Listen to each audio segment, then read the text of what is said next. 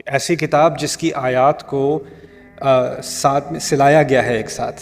احکام عربی میں کہتے ہیں سلانے کو، اور جو سلائی ہو رہی ہوتی ہے نا اس میں ہر ایک سوئی ایک دفعہ سے گزرتی ہے تو اس کا ایک پورا ڈیزائن بنتا ہے، پیٹرن بنتا ہے، تو ہر جگہ کو ایک پریسائز جگہ سے، خاص جگہ سے گزارنا پڑتا ہے. تو ایک ایک آیت چن چن کر کہاں جانی ہے، کیسے جانی ہے، اس کا انتخاب اللہ تعالیٰ نے خود کیا ہے. میتھمیٹکس میں کہتے ہیں the whole is equal to the sum of its parts، یعنی اگر آپ کے پاس 4 چیزیں ہیں آپ کو جمع کرو گے تو آپ کو اس کا ہول ملے گا. لیکن لٹریچر میں، ادب میں کہا جاتا ہے the whole is greater than the sum of its parts، یعنی آپ پوری بات سمجھ لو تو اجزاء جو ہیں ان سے اگر ایک ایک چیز سمجھو گے تو وہ پوری بات سمجھ نہیں آئے گی. اگر آپ ایک آیت پڑھ لو گے اس سے اگلی آیت سمجھ اس کا جوڑ نہیں پتہ چلا آپ کو تو آپ کو پتہ نہیں چلے گا کہ بات کیا ہو رہی ہے. علم آ گیا تو اس کا مطلب نہیں ہے کہ ہدایت آ گئی، کیونکہ علم کے بعد بھی المغضوب علیہم کے چکر میں انسان پڑھ سکتا ہے. دوسرا جو خطرہ ہے وہ الضالین کا ہے. الضالین کیا ہے؟ جن لوگوں کو کچھ پتہ ہی نہیں ہے، جو دل میں آتا ہے وہ سمجھتے ہیں تو میرے دل سے لگتا ہے کہ یہ کوئی اچھا کام ہے کرنے کو، میں یہی کر رہا ہوں، اس سے میرے دل کو سکون ملتا ہے تو میں یہ کر رہا ہوں، اس میں کیا برا ہے. بسم اللہ الرحمن الرحیم.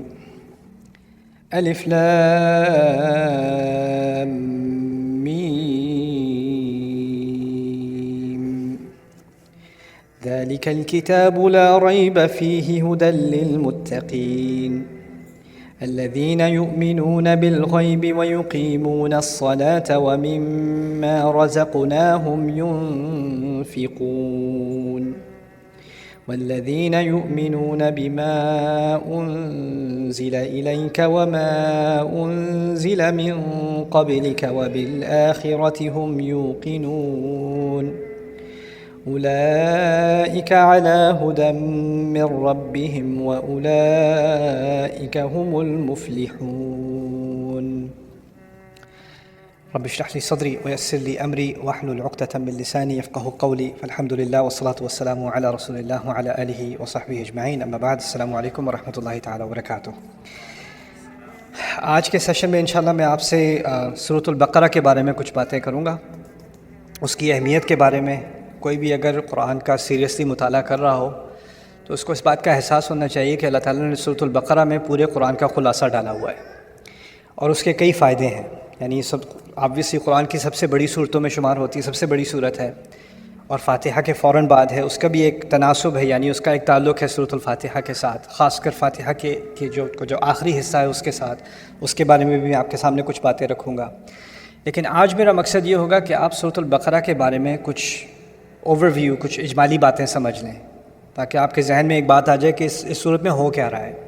اگر آپ ترجمہ پڑھو گے سورۃ البقرہ تو آپ کو لگے گا کہ بہت سارے مضامین ہیں اور ایک کے بعد دوسرا، دوسرے کے بعد تیسرا، کچھ آپ کو سمجھ نہیں آتی کہ بات ایک دوسرے کے ساتھ جڑ کیسے رہی ہے، کنیکٹ کیسے ہو رہی ہے.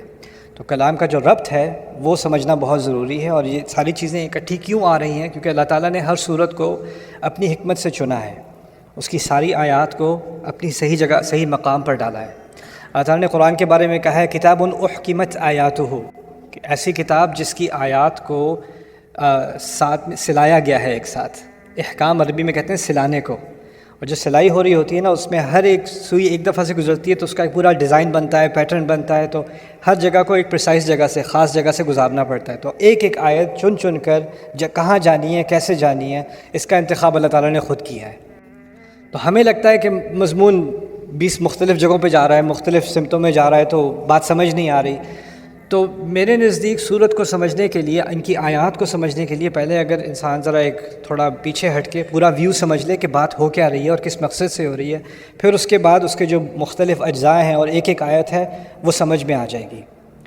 میتھمیٹکس میں کہتے ہیں the whole is equal to the sum of its parts، یعنی اگر آپ کے پاس 4 چیزیں ہیں آپ کو جمع کرو گے تو آپ کو اس کا ہول ملے گا. لیکن لٹریچر میں، ادب میں کہا جاتا ہے the whole is greater than the sum of its parts، یعنی آپ پوری بات سمجھ لو تو اجزاء جو ہیں ان سے اگر ایک ایک چیز سمجھو گے تو وہ پوری بات سمجھ نہیں آئے گی. اگر آپ ایک آیت پڑھ لو گے اس سے اگلی آیت اس کا جوڑ نہیں پتہ چلا آپ کو تو آپ کو پتہ نہیں چلے گا کہ بات کیا ہو رہی ہے. یعنی ساری چیزیں سمجھو گے تو پھر پوری بات سمجھ میں آئے گی. تو اس لیے آج ایک اوور ویو، ایک اجمالی نظر سے دیکھتے ہیں سورۃ البقرہ کو. لیکن اس سے پہلے ایک اور مزید بات، فاتحہ کے بارے میں تو بہت کچھ کہا جا سکتا ہے، لیکن ایک بات فاتحہ کے بارے میں آپ کے سامنے رکھ دوں آج. وہ یہ ہے، اللہ تعالیٰ نے کہا ہے صراط الذین انعمت علیہم غیر المغضوب علیہم ولا الضالین. ہم روزانہ پڑھتے ہیں سمجھنے کی بات یہ ہے کہ اللہ تعالیٰ نے جب کہا کہ سیدھے راستے پر ہمیں ہدایت دیجیے، اہدنا الصراط المستقیم، پھر اس راستے کی وضاحت کی جا رہی ہے۔ وضاحت کیا ہے کہ وہ راستہ جن پر آپ نے نعمت کی ان کا راستہ، صراط الذین انعمت علیہم۔ یہاں تک بات مکمل ہے۔ اب پتہ چل گیا کہ سیدھا راستہ کیا ہے، یہ ان لوگوں کا راستہ ہے جن پر اللہ تعالیٰ نے نعمت کی ہے، اور ان کے بارے میں اولئک الذین انعم اللہ علیہم من النبیین والصدیقین والشہداء والصالحین وحسن اولئک رفیقا۔ قرآن نے خود ہی بعد میں جا کے وضاحت کر دی کون ہے جن پر اللہ تعالیٰ نے نعمت کی ہے۔ یہ نبیوں میں سے ہیں جنہوں نے نبیوں کے کلام کو سچ مانا اور اس پر قائم رہے، ان کی بات کی تصدیق کی، وہ ہیں صدیقین۔ پھر شہداء ہیں اور صالحین ہیں، اردو میں آپ سمجھتے ہیں شہداء اور صالحین کون ہیں، ٹھیک ہے؟ تو اللہ تعالیٰ نے خود ہی اس کی ڈیفینیشن دے دی ہے کس پر نعمت کی گئی ہے۔ کہنا میں یہ چاہ رہا ہوں کہ یہاں تک تو بات مکمل ہو گئی۔ سیدھا راستہ کن لوگوں کا ہے؟ ان 4 گروپس کا ہے، ان کے بارے میں بات ہوگی۔ قرآن میں جگہ جگہ ایسے لوگوں کی بات ہوگی، انبیاء کی بات ہوگی، صدیقین کی بات ہوگی، شہداء کی بات ہوگی، صالحین کی بات ہوگی۔ چلو بھائی سیدھا راستہ سمجھ میں آ گیا، لیکن پھر اس کے مزید فاتحہ وہاں مکمل نہیں ہوتی، پھر اور کچھ بھی کہا گیا ہے۔ اور کیا کہا گیا؟ غیر المغضوب علیہم ولا الضالین۔ اور اس کو اگر آپ ادبی نظر سے دیکھیں تو یہ ایک مزید بات ہے جو اگر نہ بھی کہی جائے تو آپ کو لگے گا بات تو مجھے پہلے ہی سمجھ آ گئی تھی۔ جیسے میں کہوں بیٹا تمہیں اچھے بچوں کی طرح کام کرنا ہے، اچھے بچوں کی طرح پڑھائی کرنی ہے، اب آپ کو مزید کہنے کی ضرورت نہیں ہے برے بچوں کی طرح نہیں کرنی۔ بات تو سمجھ، پہلی دفعہ میں بات سمجھ آ گئی۔ اگر آپ کسی سے آپ نے قانون کی پابندی کرنی ہے، آپ کو مزید کہنے کی ضرورت نہیں ہے اچھا قانون کی نافرمانی نہیں کرنی۔ اگر پابندی کہنے کو کہہ دیا ہے تو پھر دوسری بات تو کرنے کی ضرورت نہیں رہی نا۔ عام زبان میں ہم اگلی بات نہیں کرتے، لیکن فاتحہ میں کیا پڑھ رہے ہیں ہم؟ یہاں تو کہہ دیا کہ کس کا راستہ؟ ان لوگوں کا راستہ، الذین انعمت علیہم۔ بات تو مکمل ہے، لیکن اس کے بعد مزید اللہ تعالیٰ نے ایک چیز کا اضافہ کیا، غیر المغضوب علیہم ولا الضالین۔ یعنی خاص ایک تو ہے جن پر نعمت نہیں کی گئی ان کا راستہ نہیں، لیکن ان سب میں سے 2 گروہوں کو خاص نکال کر ان کے بارے میں خاص خبردار کیا مسلمان کو کہ ان دونوں سے زیادہ بچ کے رہنا۔ 2 طرح کے لوگ ہیں اور 2 طرح کی ٹینڈنسیز ہیں، 2 طرح کے مزاج ہیں، ان سے بچ کے رہنا۔ پہلا مزاج ہے المغضوب علیہم، دوسرا ہے الضالین۔ اس کے بارے میں ایک حدیث پائی جاتی ہے، مشہور ہے، کہ المغضوب علیہم سے اشارہ بنی اسرائیل کی طرف، یہود کی طرف ہے، اور الضالین سے اشارہ نصارہ یعنی عیسائیوں کی طرف ہے۔ لیکن یہ بھی سمجھ لیں کہ قرآن میں ہر لفظ خاص مقصد سے کہا جاتا ہے۔ یعنی اگر اللہ تعالیٰ کی نیت یہ ہے، اللہ تعالیٰ کا مقصد یہ ہے کہ یہ کہنا کہ ہمیں یہودی مت بنا دینا یا یہودیوں کی طرح مت بنا دینا اور عیسائیوں کی طرح مت بنا دینا، تو قرآن واضح الفاظ میں کہہ دیتا غیر الیہود ولا النصارى، صراط الذین انعمت علیہم غیر الیہود ولا النصارى۔ تو اب اس حدیث کو کیسے سمجھا جائے؟ اللہ تعالیٰ نے تمام یہود اور تمام نصارہ کی بات نہیں کی۔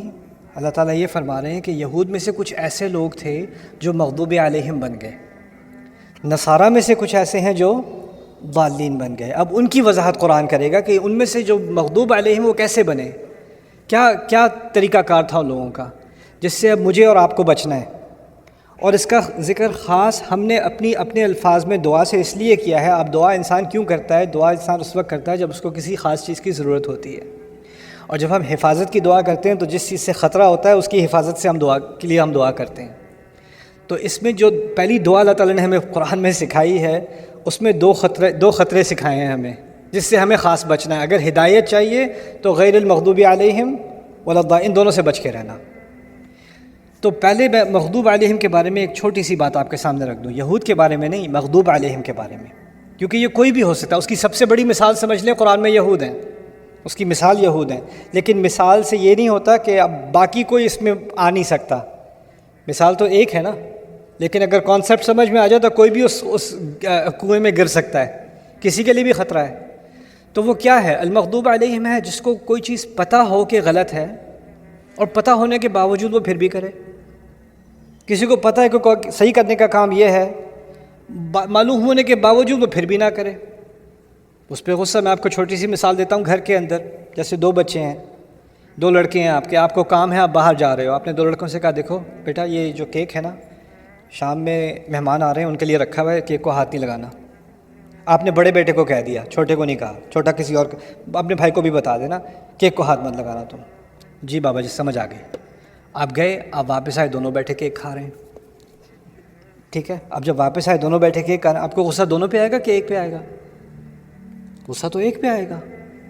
جس کو بتایا تھا اس نے جاننے کے باوجود پھر بھی کھانا شروع کر دیا تو اس پہ تو غصہ آئے گا نا. وہ مغضوب علیہ ہی ہوا جس پہ غصہ کیا جائے.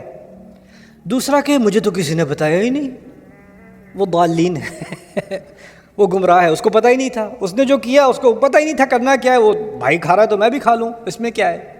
تو اس نے وہ حرکت کی. تو یہاں جو بات کہی جا رہی ہے آسان الفاظ میں کیا ہے، جس کے پاس علم ہو، جس کے پاس علم ہو، جس کو پتہ ہو، جس کو سمجھ آ گئی ہو، وہ پھر بھی جان بوجھ کے غلط کرے، وہ تو پھر غصے کا مستحق ہے.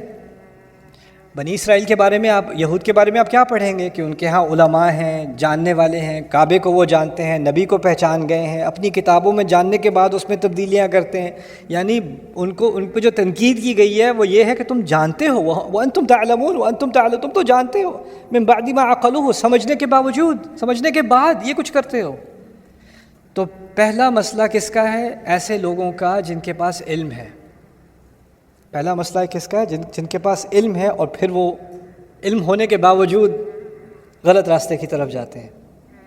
ہمارے دین میں خاص کر صرف علم کو اتنا بڑا درجہ نہیں دیا کہ بس علم حاصل کرو، علم حاصل کرو، علم حاصل کرو. علم حاصل تو بنو اسرائیل نے بھی کیا تھا، بلکہ ان کے علم کی شہادت تو اللہ تعالیٰ خود دیتا ہے. علماء بنی اسرائیل، علماء کا لفظ ان کے لیے استعمال کیا گیا. احبار کا لفظ ان کے لیے استعمال کیا. احبار کہتے ہیں حبر سے نکلا ہے، حبر کہتے ہیں انک کو، سیاہی کو. ان کی کتابیں جو ان کی ہاتھوں سے لکھی ہوئی تھی نا، تو اس سے جب آپ اس کو صفحہ پلٹتے ہو تو آپ کے ہاتھ پہ سیاہی آ جاتی ہے. تو وہ اتنے صفحے پلٹتے تھے وہ، اور اتنی کتابیں پڑھتے تھے وہ، کہ ان کے ہاتھ ہمیشہ کالے ہوتے تھے، اس لیے ان کو احبار کہا جاتا تھا. یعنی اپنی زندگیاں انہوں نے کاغذوں میں گزاری ہیں، صفوں میں گزاری ہیں، اس لیے ان کو احبار کہا جاتا تھا. تو قرآن نے تو ان کی علم کی بڑی داد دی ہے. لیکن علم کے ساتھ ساتھ ایک خطرہ آتا ہے، وہ یہ ہے کہ تم مغضوب علیہ نہ بن جانا. وہ کس طرح سے بنو گے؟ کہ میں کیسے بن سکتا ہوں، آپ کیسے بن سکتے ہیں؟ اتنی خطرناک چیز ہے کہ اللہ سے پناہ مانگ رہا ہوں، یا اللہ ہدایت تو دے دے گا. میں ہدایت مانگ رہا ہوں. ہدایت کا پہلا درجہ تو علم ہے. اگر علم ہی نہ ہو تو ہدایت کہاں سے آئے گی؟ لیکن اگر علم آ گیا تو اس کا مطلب نہیں ہے کہ ہدایت آ گئی، کیونکہ علم کے بعد بھی المغضوب علیہم کے چکر میں انسان پڑ سکتا ہے. دوسرا جو خطرہ ہے وہ الضالین کا ہے. الضالین کیا ہے؟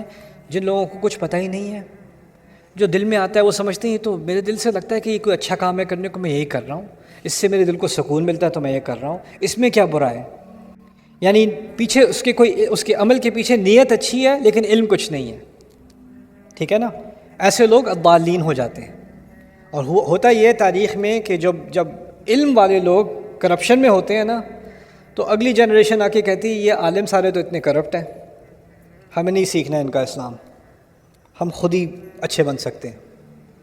اب وہ جو خود ہی اچھے بننے والے ہوتے ہیں ان کو علم سے کوئی دلچسپی نہیں ہوتی، تو وہ اپنی تمیز سے اچھا برا بناتے ہیں، اپنی ڈیفینیشن سے بناتے ہیں، اور ان کی ڈیفینیشن ہر 10 سال بعد بدلتی ہے.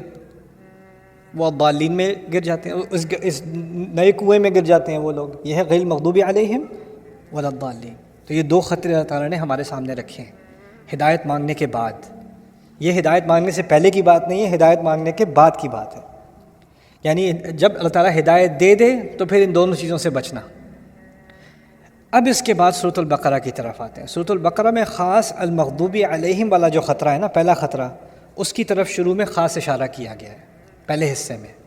اور جو اس سے اگلی صورت آ رہی ہے آل عمران، اس میں دوسرے خطرے کی طرف، الضالین کی طرف، اس کے پہلے حصے میں اشارہ کیا گیا. یعنی فاتحہ میں جو بات مختصر سی کی گئی ہے نا، اس کی پہلی تفصیل آپ کو بقرہ میں ملے گی، دوسری تفصیل آپ کو آل عمران میں ملے گی. اس کی ایک ترتیب سمجھ میں آ گئی تھوڑی سی. ٹھیک ہے.